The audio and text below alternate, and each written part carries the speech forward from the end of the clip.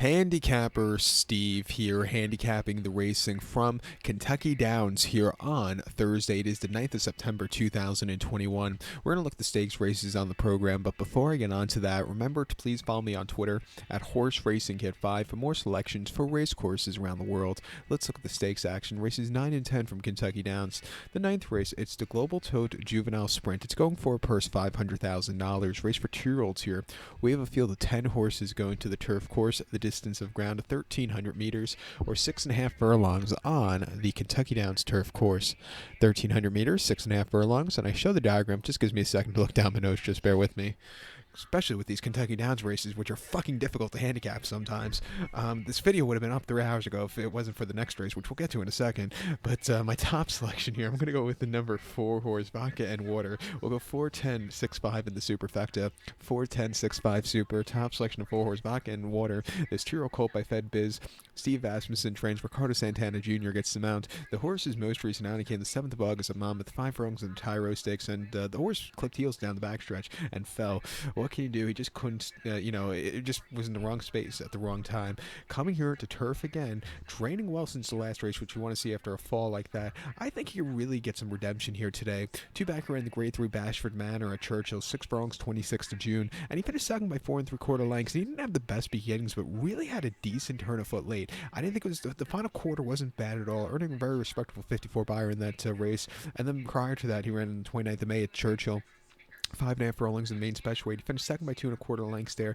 And, he was with them early on. He just couldn't keep up late. But again, I've seen a lot worse races. And then prior to that, Churchill on the 28th of April on the slot, 5 furlongs in the Kentucky Juvenile. He finished second by 3 1/4 lengths by an Averly Jane.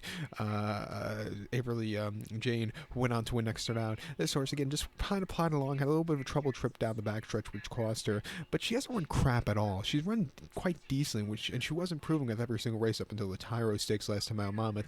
Since the last race, she's been training well. Most recent workout, the 5th of September at Saratoga, Oklahoma training turf. 3 furlongs in 37 2/5 of the second. Third best workout 6. So I think she's on the up and up. At 8-1, let's use her. Multi-race scenario, you have to use a 10-horse coffee maker coming in for Wesley Ward. The Royal Ascot race, she just didn't really show a lot of speed there. But her debut at Keeneland was very nice to run.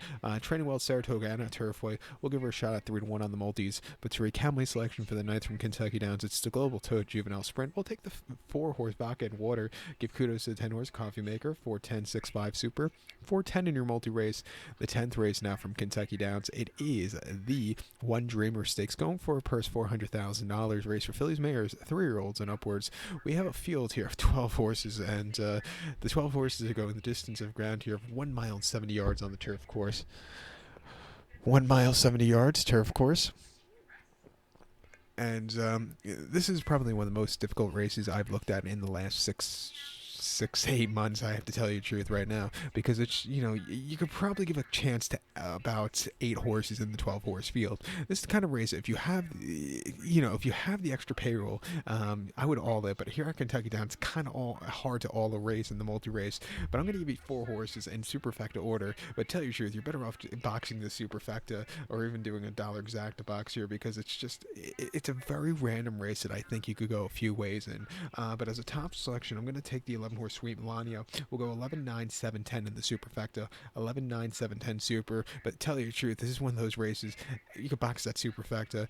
You could box this exacta box for $1. It's going to cost you $12 because it's going to be a random race, I think. But I'm taking this 11 horse Sweet Melania, this 4-year-old filly by American Pharoah. Tom Pletcher trains.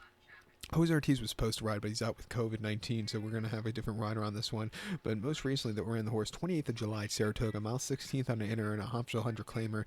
First off the bench, finished third by 2 lengths, just kind of plodding along, and then shows that forwardly pace, which she's known for.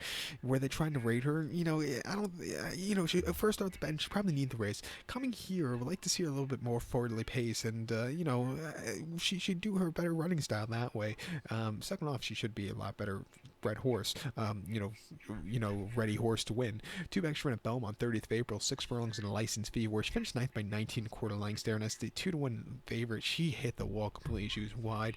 No Lasix there. Maybe she bled. I don't know what was the circumstances with that very subpar race. And then prior to that, in the Sand Springs at Gulfstream, mile 16, 27th of March, she finished 4th by 3.5 lengths. She was with them early on. She kind of hit the wall late. Very quick half, which cost her there. And then prior to that, in the QE2 Cup at Keeneland, a mile and 8th, 10th of October, she finished finished 7 by 10 quarter lengths. She was with them early on, but then Harvey's little goal got to her. Again, she walks in on the front end for the first quarter. Then she quickens up these halves, which is costing her. If she can run a race like Lake George, she did lose last year, but she slowed it down to that half where she finished second by a nose. I think she could, win here. She's looking for her first win since the Wonder again at Belmont in late June of 2020, where she won by 1.5 lengths and ran a very good race. And her 2-year-old campaign wasn't bad at all. She was really improving with every single race up until basically the Wonder again was her last victory. Since then, she's been kind of on the decline, but then slightly back on the incline again. At 6-1, like I said, in this very wide open race, she can win where this on this course, which can favor speed sometimes. The 9-horse passed the plate coming in from Ellis. I thought his Ellis Park turf race last time out was a decent third place finish. This turf course can play towards speed, can also play towards closes also, and the race this horse ran here a few seasons ago wasn't bad at all either, so he can handle this course. He's been close with no cigar recently. If he sees a good pace to close with 6-1, he could definitely get the job done. The 7-horse Dominica, again, the races the last few starts at Ellis weren't bad at all. Could be a little bit forwardly placed, training well. 7-2 will use her on the multis, and the 10-horse here, Hendy Woods, coming in from Saratoga. I thought the De La Rose Stakes wasn't bad at all, and some of those races last season as a 3-year-old weren't bad again. Training well also. 9-2 will use this horse in the multi-race ticket, and like I said, if you have the extra payroll, all this race, but it's going to be kind of hard to do here at Kentucky Downs with those 12-horse fields and very wide open races. But like I said, it's one of the most difficult races, I think, to get your head around of the last 8 months, and I look at a lot of races too. But to recap my selection now for the 10th from Kentucky Downs, the One Dreamer, we're going to take the 11-horse here, Sweet Melania. We'll go 11, 9, 7, 10 in the superfecta, but like I said, doing a dollar exact box or superfecta box here, and use all 4 of those and more in this multi-race scenario. So good luck to all, and please follow me on Twitter at HorseRacingKid5. Good luck, everybody.